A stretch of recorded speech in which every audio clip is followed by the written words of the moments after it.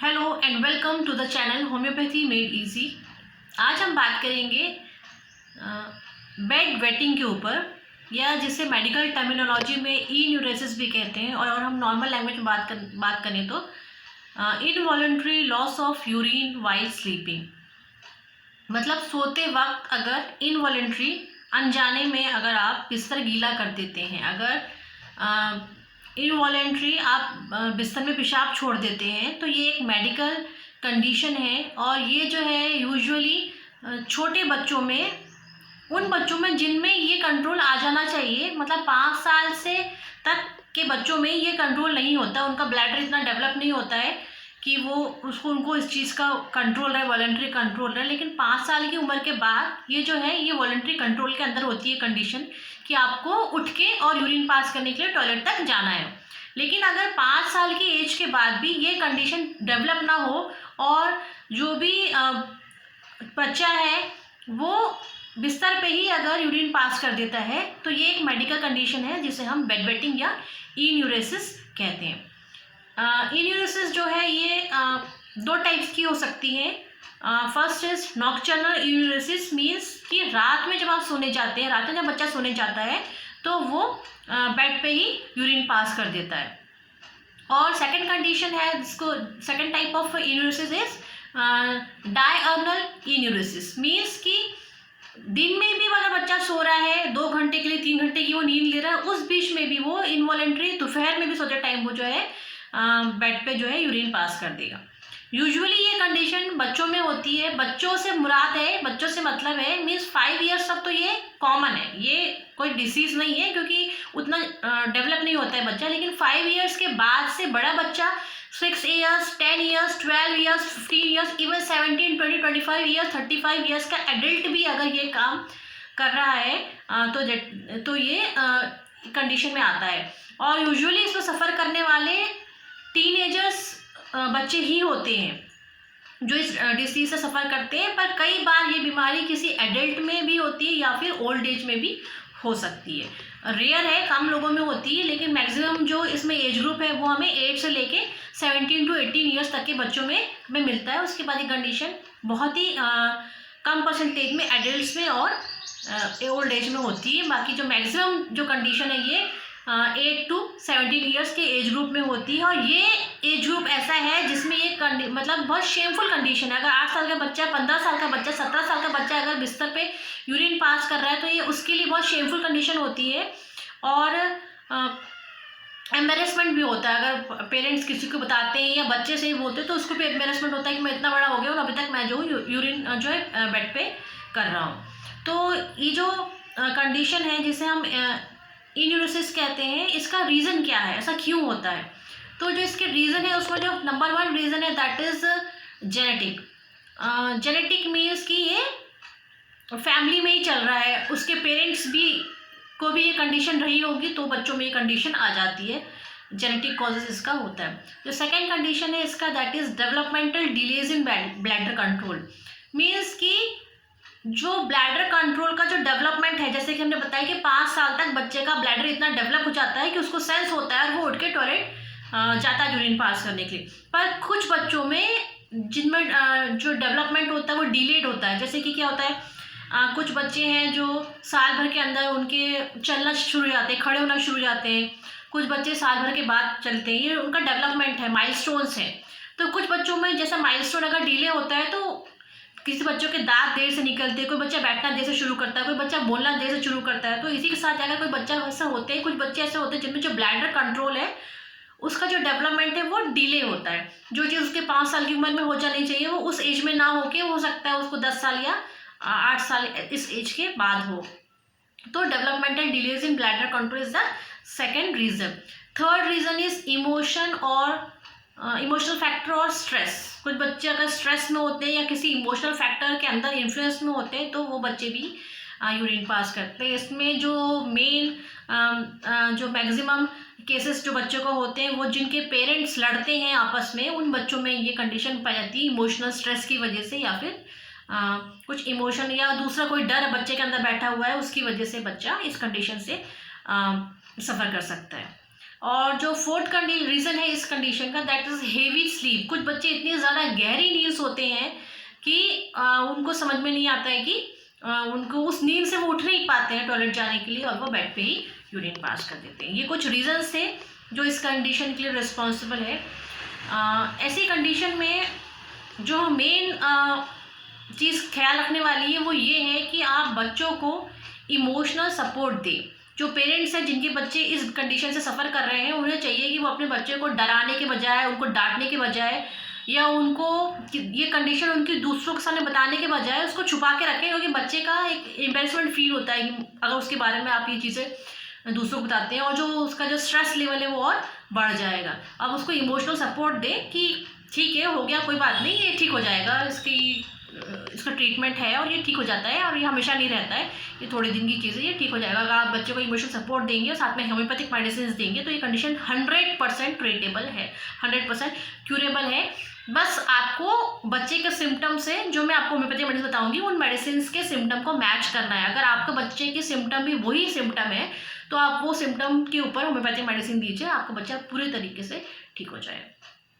अच्छा, इसमें जो एलोपैथिक मेडिसिन अगर हम बात करते हैं तो एलोपैथी में इसका कोई क्योंकि एक psychological stress related, mind related condition है, कोई इसका एनाटॉमिकल या क्या बोलते हैं पैथोलॉजिकल रीज़न नहीं है कि कहीं कोई उसके यूरिनरी सिस्टम में किसी तरीके का कोई फॉल्ट नहीं होगा। जो एक नॉर्मल बच्चे के या नॉर्मल पर्सन के यूरिनरी ट्रैक्ट में जो फंक्शन होने चाहिए, सेम उसके हर फंक्शन उसी तरीके से होता है। इसमें किसी भी तरीके कोई पैथोलॉजी इन्वॉल्व नहीं है। इसलिए मेडिसिन जो होती है, एलोपैथिक प्रैक्टिशनर्स इसमें डेस्मोप्रेसिन नाम की एक मेडिसिन देते हैं।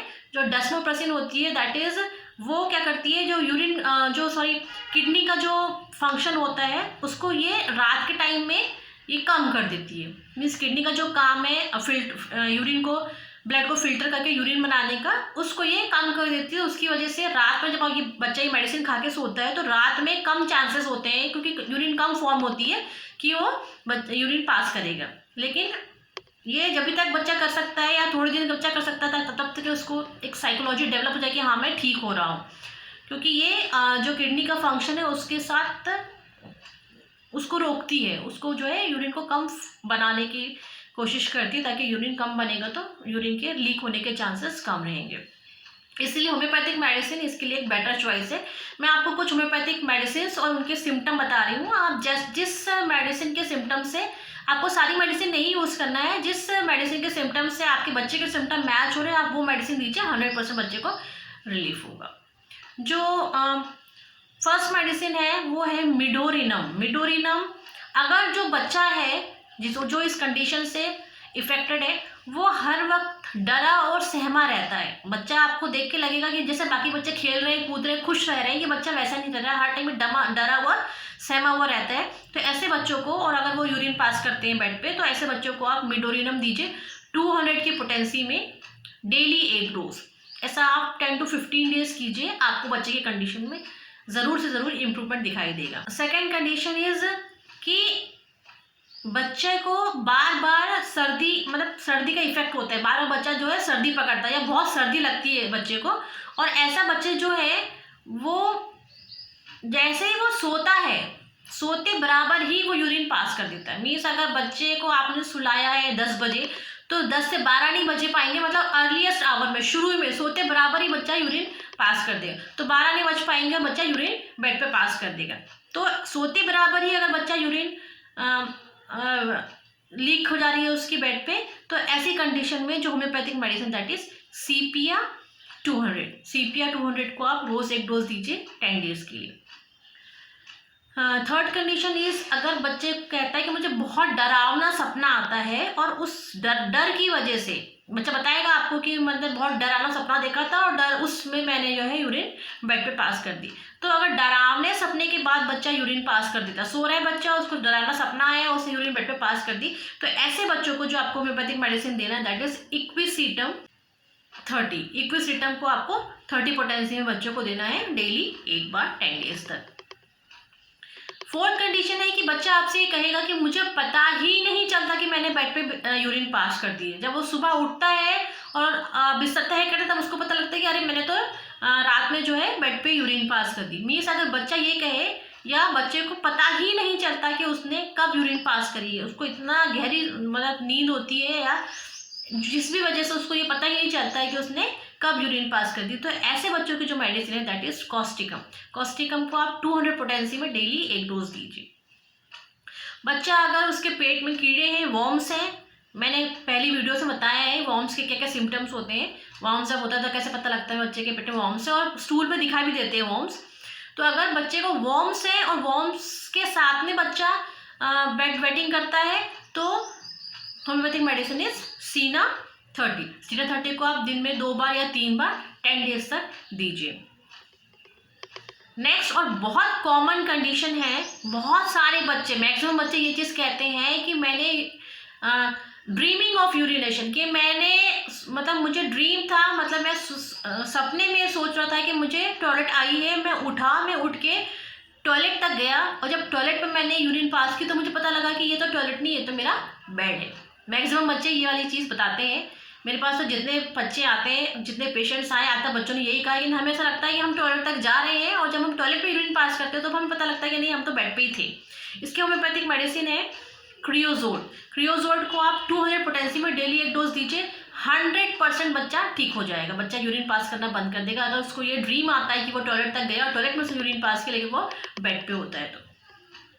द नेक्स्ट मेडिसिन इज, जो हमने बात की थी टाइप्स ऑफ यूरिनोसिस में, डायर्नल यूरिनेशन मीन्स बच्चा दिन में भी यूरिन पास कर देता है, तो the homeopathic medicine is nux vomica.